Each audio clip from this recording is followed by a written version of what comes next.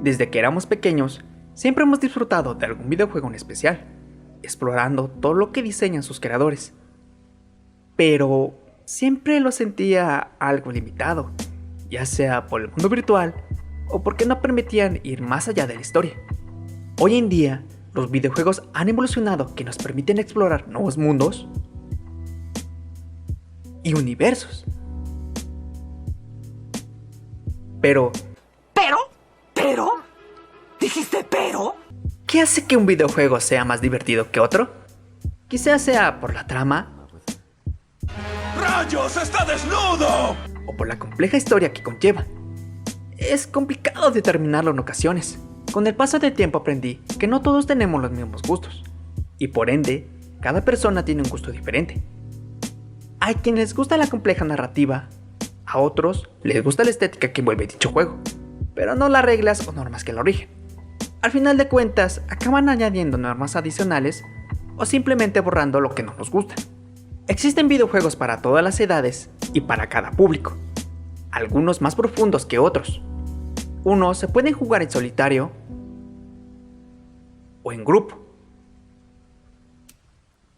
Podemos encontrar en un gran catálogo desde los más clásicos hasta los más recientes, que siguen cumpliendo su función de entretenernos.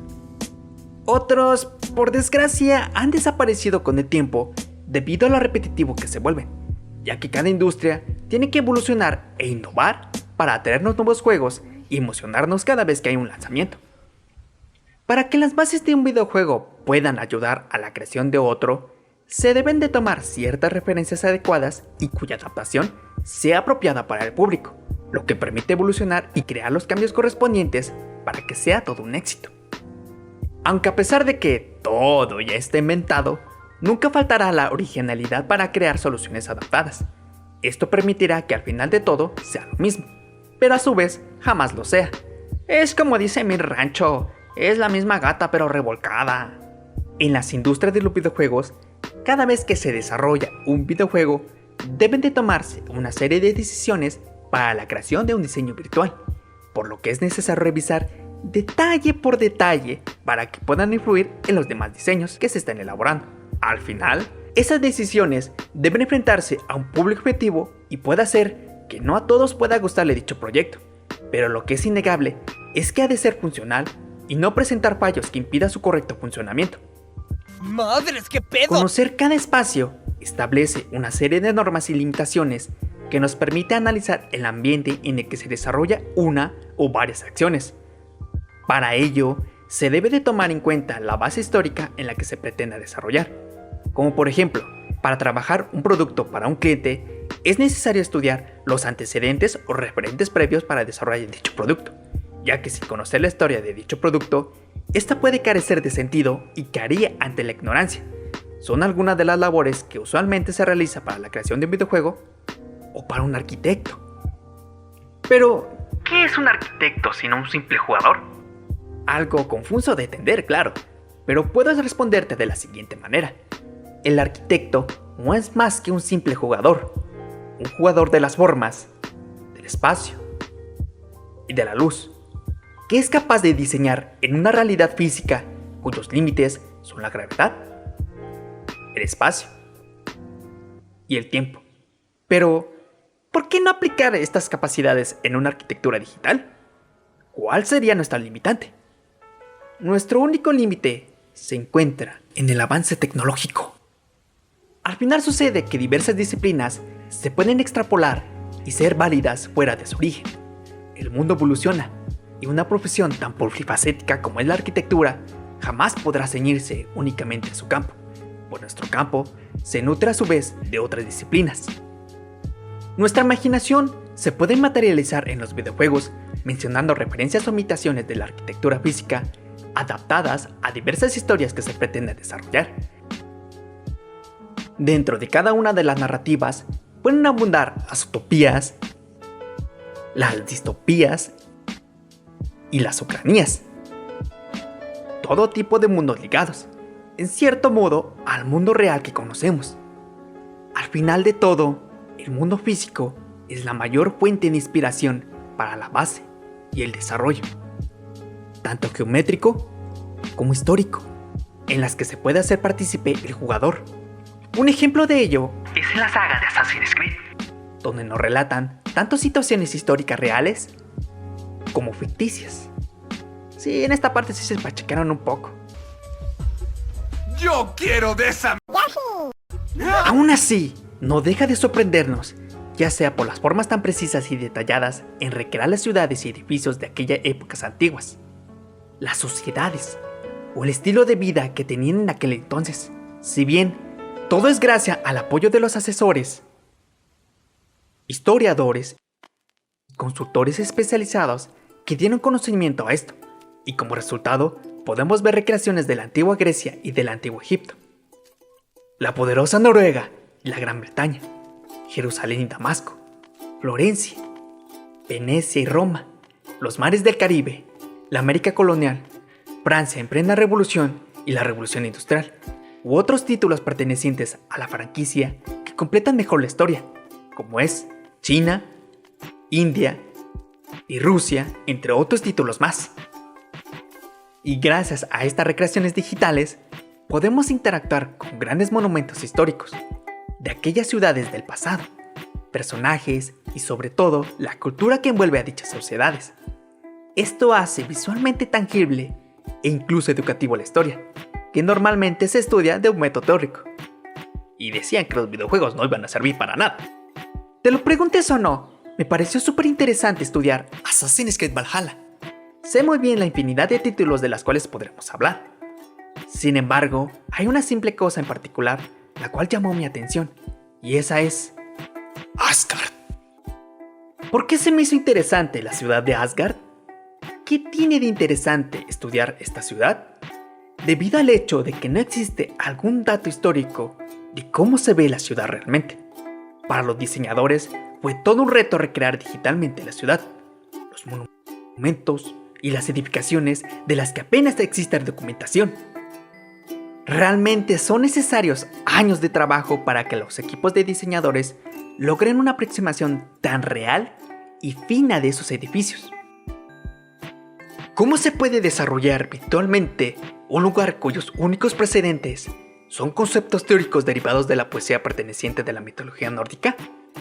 ¿Cómo puede ejecutarse tan acertadamente este reino celestial sin que parezca algo real?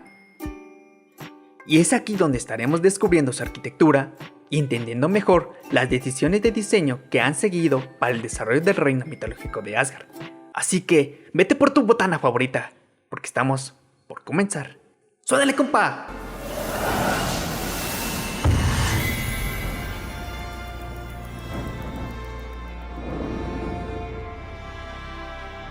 Como había mencionado anteriormente, Assassin's Creed Valhalla llamó fuertemente mi atención debido a su fidelidad histórica, pero no solamente eso, sino por la representación arquitectónica de la mitología nórdica, y que en anteriores sagas tuvimos la oportunidad de interactuar con espacios y eventos divinos respaldándose por referencias literarias, pero nada igual que Assassin's Creed Valhalla. Ese fue el reto de los desarrolladores, de ir más allá del simple hecho de realizar un ambiente digital y afirmar esto en Asgard. Antes de realizar un videojuego o una edificación, se tiene que recopilar datos necesarios de una cultura para poder realizar un acercamiento respetuoso, y esto lo sabe muy bien el director narrativo Dermot McDivitt. Este director es uno de los trabajadores más importantes de Ubisoft. Podemos ver su trabajo en otras entregas secuenciales y observamos las creencias de otras culturas y civilizaciones, como por ejemplo en Assassin's Creed Orígenes, y lo podemos ver reflejada en las sociedades del antiguo Egipto. Lo curioso aquí es que algunos videojuegos pueden utilizarse como objeto de estudio, porque mantienen una estrecha relación entre la línea narrativa y el espacio de interacción. Aunque no todos los juegos comparten dicha relación, sin embargo, aquel espacio de interacción digital debe de poseer una génesis para su desarrollo, para que esta mezcla pueda integrarse de manera correcta y así hacer partícipe al jugador y el espacio con el que generan una sensación inmersiva. Esto significa que se puede generar todo tipo de escenarios virtuales, desde lo más real hasta lo más ficticio, y justificarlos con la línea argumental, dando a pie a todo tipo de realidades. Este recorrido he decidido fragmentarlo en 3 videos importantes, empezando por la Torre de Odín, en el cual se postra el Mero Mero, posando por la famosa sala del Valhalla, donde celebran los grandes héroes que cayeron en batalla, hasta terminar en el puente de Bifrost, un puente que conecta a los 9 reinos sagrados. Sin embargo, debemos establecer la base histórica de cada uno para entender mejor el contexto y así ¡No lo digas! comprender mejor los diseños que se han empleado en cada uno de estos lugares. Y te lo comas sin... lo entiendas sin pretexto. Para las representaciones de cada uno de los espacios mitológicos, como es el reino de Asgard, es necesario analizar la literatura vikinga y ciertos cuadros del Art Nouveau. En la gran mayoría de los textos antiguos procedentes de la cultura vikinga, data sobre el siglo XIII descritos en las Edas, las cuales existen en 2 tipos: la Edda poética y la Edda prosaica. Una alberga poesía y la otra prosa, del estilo escáldico.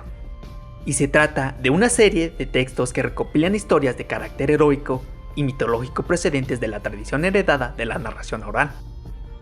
Gracias a estas literaturas podemos conocer un poco más a fondo sus creencias culturales, que hasta entonces habían sido compartidas de generación en generación de forma oral. Al igual que anteriores sagas, se habían recolectado narraciones tanto históricas como ficticias para poder desarrollar los juegos que hoy conocemos. Pero no fue hasta la Edad Media cuando esas literaturas comenzaron a redactarse por los escaldos, que eran poetas vikingos.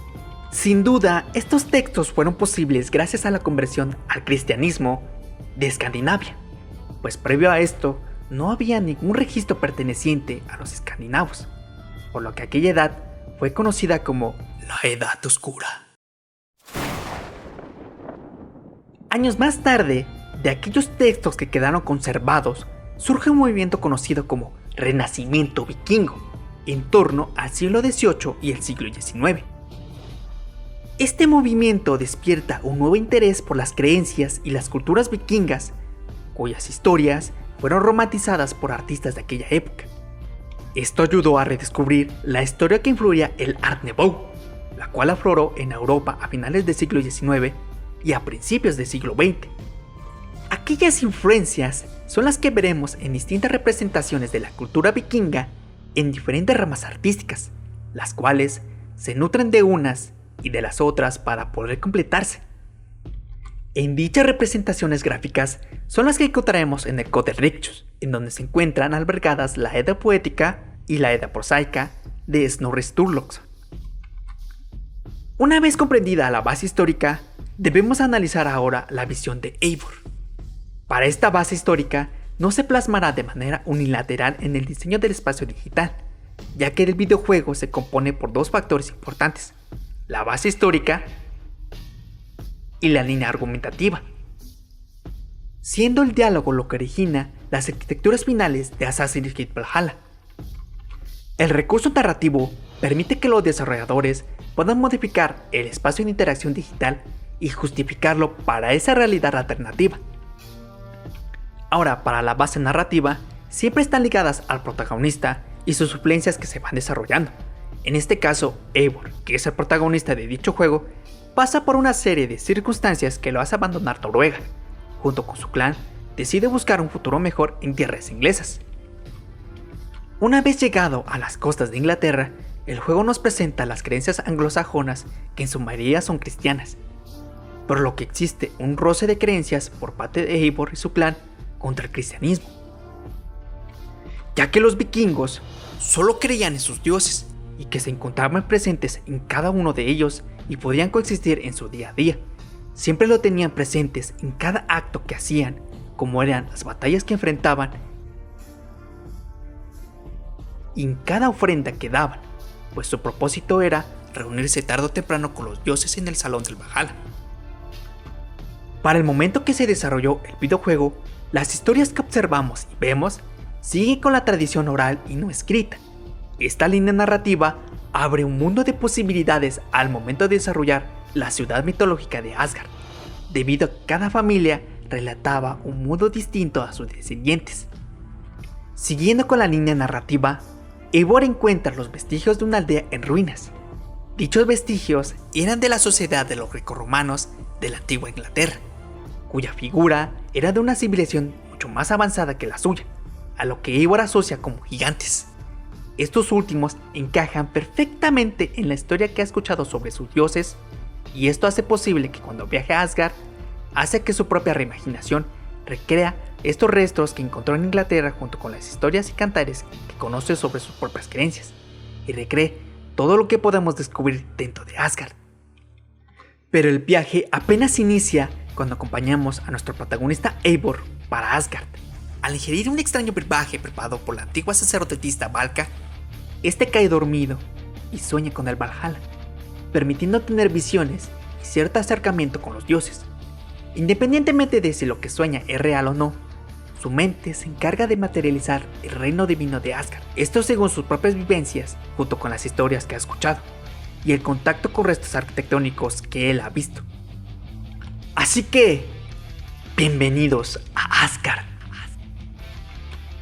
Nuestro recorrido inicia justo dentro de la Torre de Odín, y es el lugar más impresionante de todos, e inclusive de toda la saga. Como jugador, al igual que el protagonista, realizamos una pequeña transición que parte desde el centro de la isla, donde se halla el trono, hasta la periférica de esta. A pesar de que nuestra estancia se encuentra totalmente reducida por la línea narrativa, seguiremos velozmente el eje cartesiano, atravesando los hitos más importantes de la ciudad. Esto nos permite como espectador reconocer los espacios que se encuentran dentro de Asgard, ya que nos permite analizar detalladamente la construcción digital de la mitología nórdica. Pero por otro lado, para realizar un análisis arquitectónico, es necesario buscar y reinterpretar cada elemento que representa el juego, por lo que iniciaremos con nuestro primer elemento, el cual es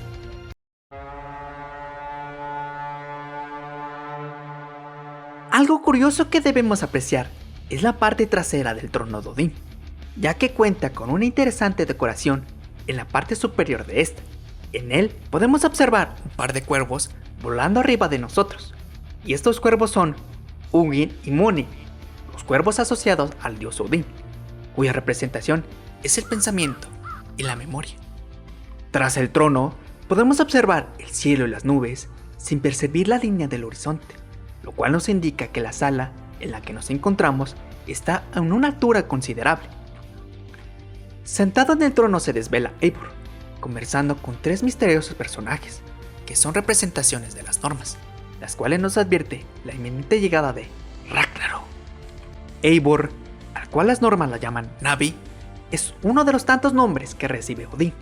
Se levanta de su asiento y se asoma al borde de la sala circular, que es rematada por una gran torre, para vislumbrar lo que se encuentra debajo de esta. La Torre de Odín debemos apreciarla como una atalaya divina. Why? Por el funcionamiento espacial y arquitectónico que comparte dicha explicación, y es el de observar el terreno de manera circundante y por su correcta posición de manera estratégica. Oh, that's why. Dentro del entorno urbano, los puntos altos deben corresponder con las partes superiores de ciertas edificaciones, como torre de iglesias, tejados o torres de guardia. Pero para los ambientes naturales, estas atalayas podrían corresponder a ciertos puntos geográficos altos, como los montículos o árboles.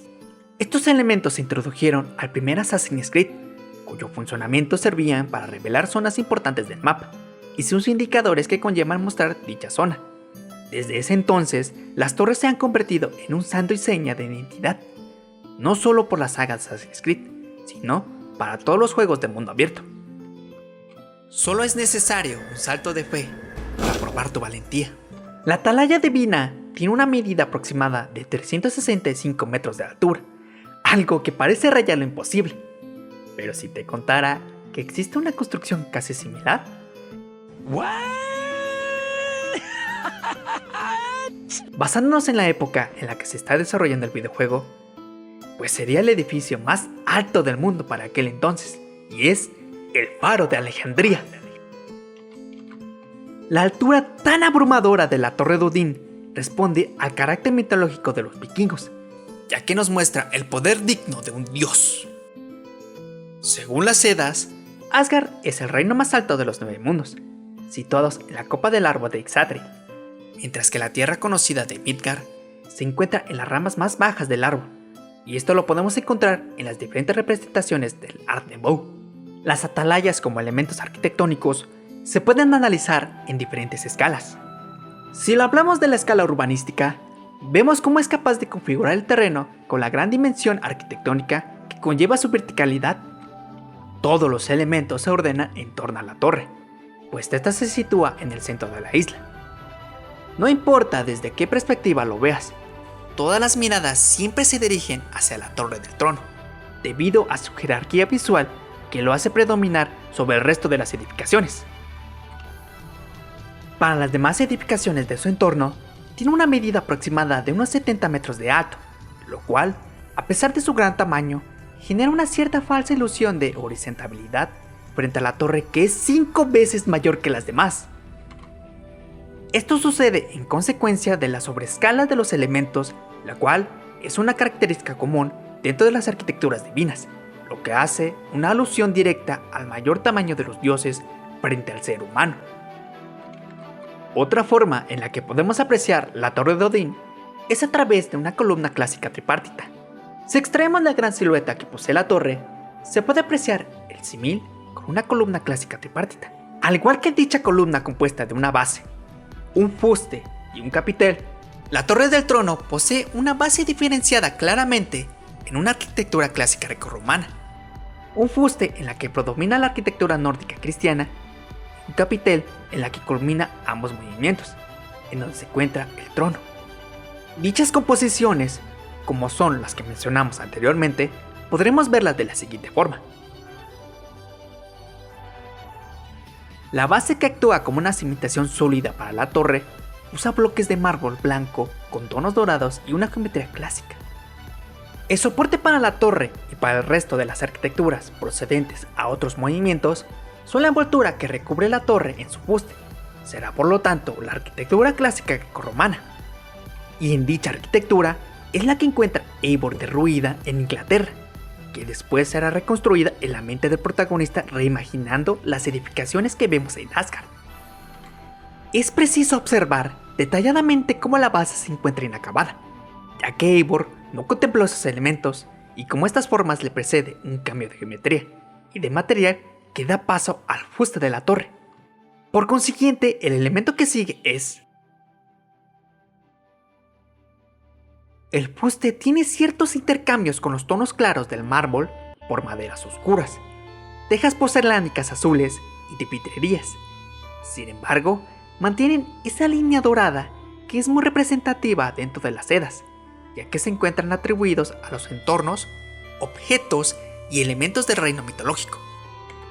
Lo cierto es que el oro se concibe como un material ligado a la divinidad. También se encuentran incorporados algunos motivos vegetales y ciertos acabados florales detallados. En la arquitectura nórdica cristiana comienzan a surgir a través de las iglesias llamadas Starpike. Estos detalles podemos encontrarlos dentro de sus plantas arquitectónicas rectangulares, la sucesión de las cubiertas en forma de 4 aguas muy inclinadas y en los remates de cabeza de animal. Son estos algunos elementos en común entre la fuste de la torre y la iglesia nombrada. El último elemento de nuestra torre es el capitel. Es el que unifica lo visto en las dos partes previas. Vemos una mezcla de formas de ambos movimientos que se entrelazan, dando pie a un gran mirador circular, gobernando en su centro del trono. Cabe destacar cómo el trono refleja lo visto en algunas representaciones de los cuadros del Art Nouveau, empezando desde los motivos vegetales en los reposavasos hasta la parte superior donde se aprecia el detalle de los cuervos. Por otro lado, la gama cromática corresponde no solo con los tonos usados del Art Nouveau, sino con los tonos usados en las portadas de las Edas. Estos tonos que vestirían en el reino de Asgard, representados en el videojuego, será el dorado, el rojo y el azul. Hasta aquí finalizamos nuestro video, pero no con nuestro análisis.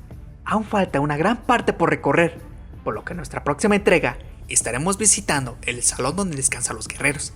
Y vaya que es un honor estar en esta gran sala. Así que nos estaremos viendo en el Valhalla. Muchas gracias por acompañarme hasta el final del video. Suscríbete a mi canal, sé que no te vas a arrepentir. Comenta en la parte de abajo qué te pareció el video. No olvides reventar el botón de like y compartirlo con tus amigos. Esto para que el algoritmo de YouTube nos trate bien y nuestra comunidad crezca aún más. Aquí James Cameron se despide. Nos vemos hasta el próximo video.